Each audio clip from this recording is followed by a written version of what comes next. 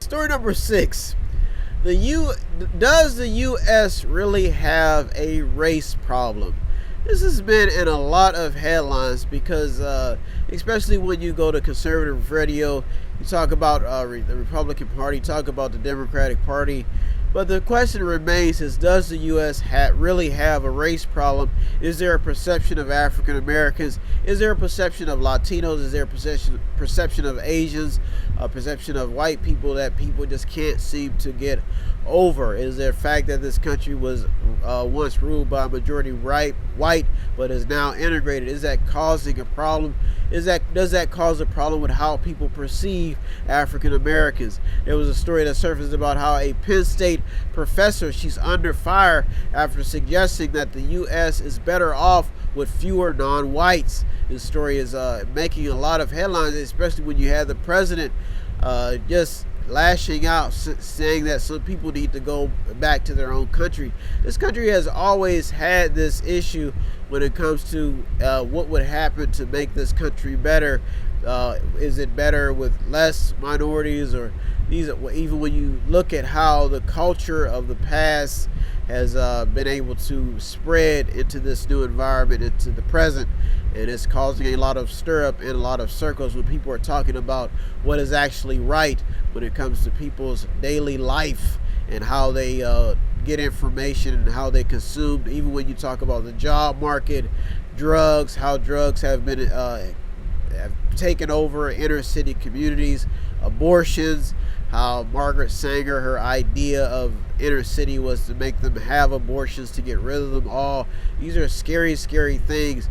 Even when you look at white supremacy and how they talk about how some people believe that they are supreme beings. Very, very scary stuff. Some other story that surfaced in is why story number 6 got up into the top 3. It's very, very scary. There was they were chanting, and they're talking about how these chants at a political rally, a Trump rally, was racist by talking about send her back. So when you look at these stories and how they're impacting people's lives, very, very scary stuff. There was another story. Alexandria Ocasio-Cortez and Ilhan Omar, they're accusing Trump of spewing fascist ideology after his rally. Not only after his rally, but during his rally. So this is adding a lot of fuel to the discussion about race, racial involvement, racial strife in America. Very, very scary stuff. Another story that surfaced in 5 years after the death of Eric Garner, many activists are they're still trying to seek some type of justice after some of the police had got off. I'm pretty sure you probably remember the case where the kid, he said he could not breathe, and he was selling cigarette products, and the police basically choked him to death, and he was telling them that he could not breathe. Very, very scary about how people this country is, when it comes to race, how quick it can cause a lot of problems when it comes to police, protests. That's why story number 6 is very, very interesting. There's another story that surfaced in about suspect arrested in the death of an African American museum founder. She was discovered in her car trunk. Story number 6 is probably gaining some steam as racial talk continues to stay in the news, and they're saying that this administration is not helping de-escalate the fact that this country has a racial problem, or does it have a racial problem. The husband of Kellyanne Conway, George Conway, calls Trump a racist.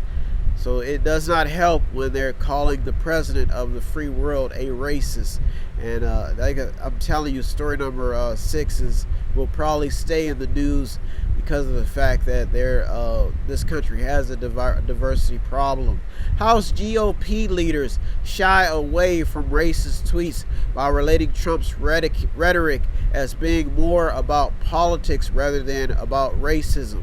So they're saying that his comments and his chants, his beliefs are more political rather than being racist. Some people are even saying that he is using a strategy to expose those who are racist or who are corrupt officials. Who knows how true or what this means for the Republican Party as 2020 rolls around. This Trump administration may be taking a lot of votes by tweeting and keeping these topics alive, when the Republican Party may be trying to do some good, but the Democrats are making these topics very, very political, and the fact that this may not be appealing to the minority community come time to vote. Another story that surfaced in: Tennessee governor faces backlash for honoring Confederate general and KKK leader. So when it comes to story number 6, does the U.S. really have a racial problem? This story may continue to stay in the news and may continue to gain steam as we go on the weeks. People are just fed up and are getting tired of racism and diverse talk constantly staying in the news. But with this administration telling people to go back to their own countries, go someplace else, it doesn't do anything but stir the pot more and more. You're on the Mediator with me, Brian West, where it is my duty every week to give you the top 8 headlines in the developing news story. If you want to contribute anyway, all you have to do is visit www.method8inc.com, method8in.com, where you can buy something, click on something, watch something, or just read something. We're headed into the top 2 stories that made it in this week, so if you want to help me out, all you have to do is visit www.method8inc.com, or you can buy something, click on something, watch something, or just read something, or you can just sponsor the program. If you need help, then dial your operator.